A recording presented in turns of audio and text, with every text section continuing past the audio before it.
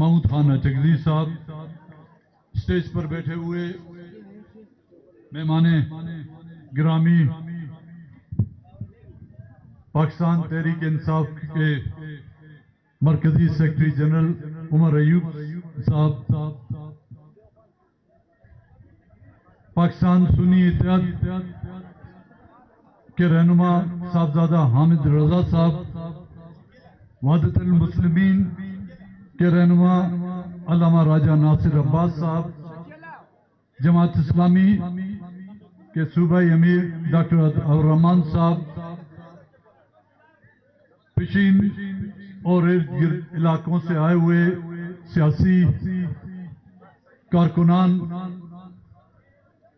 پشتونخوا ملی عوامی پارٹی کے دوستوں، سب سے پہلے میں پشتونخوا ملی عوامی پارٹی کی قیادت کا شکریہ ادا کروں گا کہ انہوں نے آج اس تحریک کا جو آغاز ہوا ہے اور اس کا افتتاح ضلع پشین سے کیا اور آج کے اس جلسے میں ہمیں مدعو کیا، میں اپنی طرف سے، اپنی پارٹی کی طرف سے پشتونخوا ملی عوامی پارٹی کے اکابرین اور ان تمام کارکنوں کا شکریہ ادا کرتا ہوں۔ اس بارش کے موقع پر آپ لوگوں کی اس جلسے میں شرکت میرے خیال میں جن سیاسی ورکروں کو قدرتی آفت نہ روک سکی، بارش اور طوفان ان کو روک نہیں سکا، دفعہ 144 ان کو روک سکے گا؟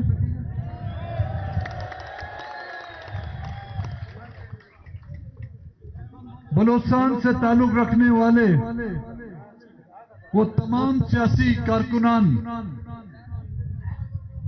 خراج تحسین کے حقدار ہیں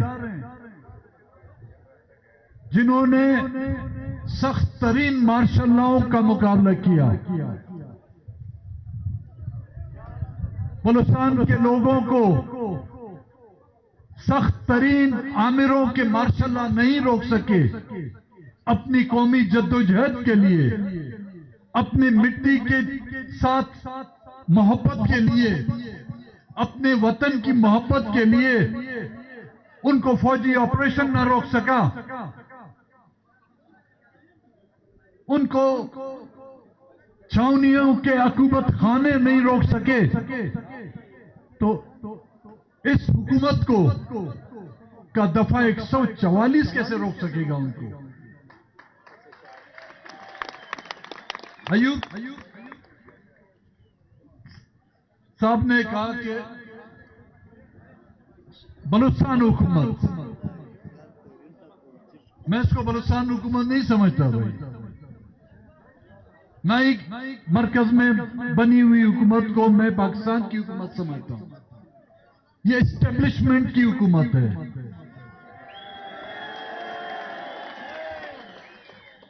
یہ فارم 47 کی حکومت ہے،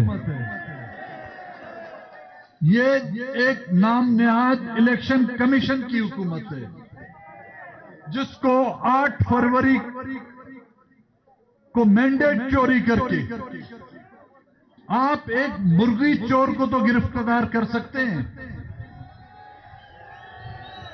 آپ ایک بکری چور کو تو گرفتار کر سکتے ہیں، آپ ایک موٹر سائیکل اور موبائل چور کو تو گرفتار کر سکتے ہیں۔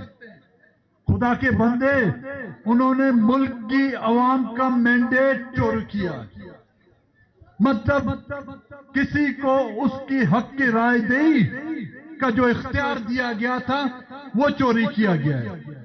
کس نے چوری کیا بھائی؟ خان صاحب، محمود خان صاحب، 1-2 FIR کٹو، ایک تو کٹ گئی ہوگی میرے خیال میں، 1-2 اور ہو جائے۔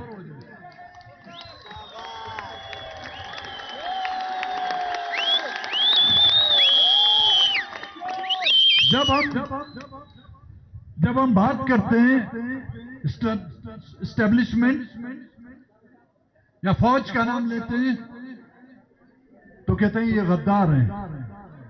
चलो भाई, हम आपका नाम नहीं ले रहे। ये हिंदुस्तान की फौज ने ये कुछ किया? ये अफगानिस्तान की फौज ने ये मैंडेट चोरी किया? ये ईरान की फौज ने यहां पे मैंडेट चोरी किया?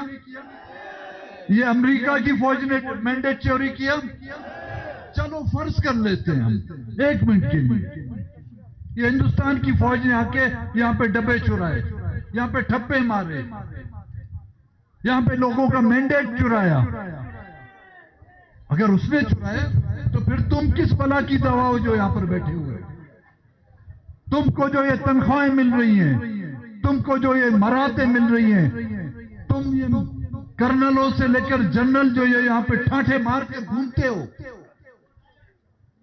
अवाम के टैक्स पर तुम लोग जो पलते हो, अवाम के टैक्स पर खा खा कर तुम जो है किलो के हिसाब से नहीं, टनों के हिसाब से तुम्हारा वजन बढ़ रहा है। क्या इसी खातिर तुमको ये तनख्वाहें दी जाती हैं कि तुम अवाम के मैंडेट को चुरा कर और उसको उन लोगों को दे दो जिनको उसके घर वाले भी वोट नहीं देते। बलूचिस्तान में ऐसे लोग कामयाब कराए गए हैं जिनको उनके मोहल्ले के लोग पहचानते भी नहीं हैं, जिनको उनके घर वाले भी वोट नहीं देना पसंद करते, वो आज आकर हम पर हुक्मरानी कर रहे हैं। यहां पर इस मुल्क में जो खुशहाल तबका है, ये वो एस्टेब्लिशमेंट है जिसके 7 पुश्तें जो हैं आबाद हो चुकी हैं इस मुल्क के लोगों के टैक्स के पैसे खा खा कर। लेकिन इस मुल्क में की आवाम आज भी बदहाल, बेरोजगार, एक वक्त की रोटी के लिए मोहताज है। यहां पर जब हम बात करते थे कि जी हमारे लोग उठाए जा रहे हैं, मिसिंग पर्सन्स की जब हम बात करते थे, लोगों को हमारी बात का यकीन नहीं आता था कि कैसे लोग मिसिंग होते हैं, किस तरह लोगों को उठाया जाता है। हम जब असेंबलियों में ये तस्करा करते थे, इसका जिक्र करते थे, लोग हम पर तंज करते थे। आज यही सूरत हाल जिसकी इब्तिदा बलूचिस्तान से हुई थी, हम उस वक्त भी कह रहे थे कि खुदा रहा इसको रोको,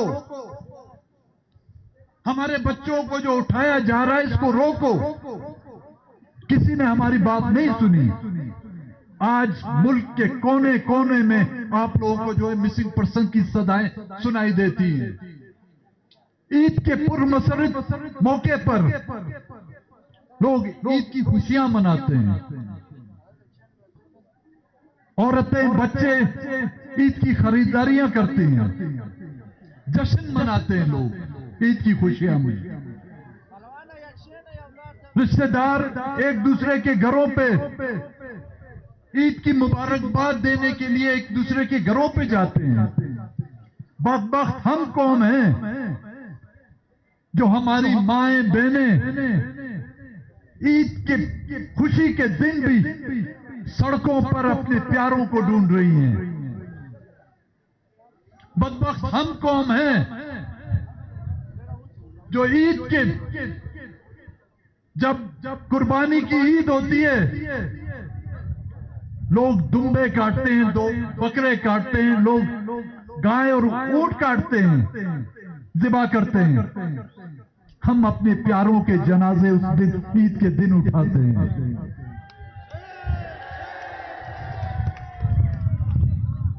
कुर्बानी के ईद के दिन हमारे घर के सामने हमारे नौजवानों की लाशें गिराई जाती हैं,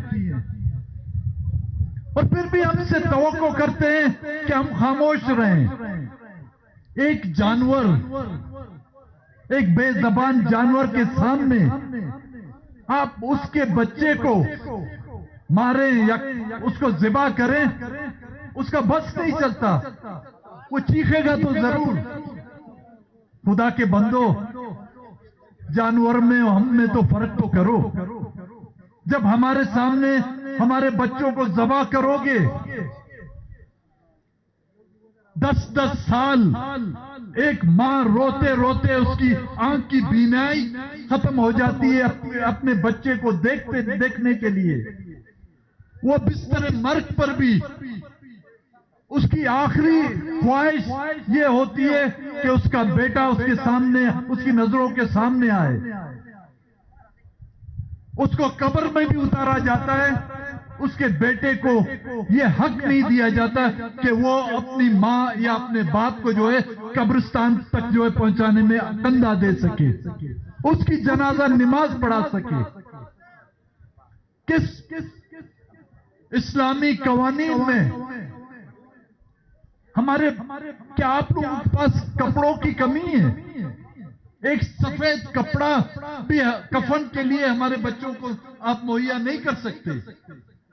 بغیر غور کفن آپ نے اجتماعی قبروں میں ہماری بچوں کی لاشوں کو دھکیلا ہے ان قبروں پر، اور ان پر چونا ڈالا گیا ہے کہ وہ لاشیں مسخ ہوں، ان کے چہرے مسخ ہوں اور ان کے رشتہ دار ان کو پہچان نہ سکیں۔ اس ظلم و زیادتیوں کے باوجود بھی ہم چاہتے ہیں کہ یہاں پر قانون کی بالادستی ہو، یہاں پر آئین کی حکمرانی ہو، یہاں پر جمہوریت پلے، لیکن اس جمہوریت کی بحالی کے لیے بھی دفعہ 144، جب یہاں پر الیکشن ہوتا ہے تو بھی دفعہ 144، جب یہاں کوئی اپنے حقوق کے لیے احتجاج کرتے ہیں تو بھی دفعہ 144۔ ہم نہ کسی کے دفعہ 144 کو قبول کرتے ہیں، نہ ہی کسی الیکشن کمیشن کے فارم 47 کے سے منتخب شدہ ان حکومتوں کو ہم قبول کرتے ہیں۔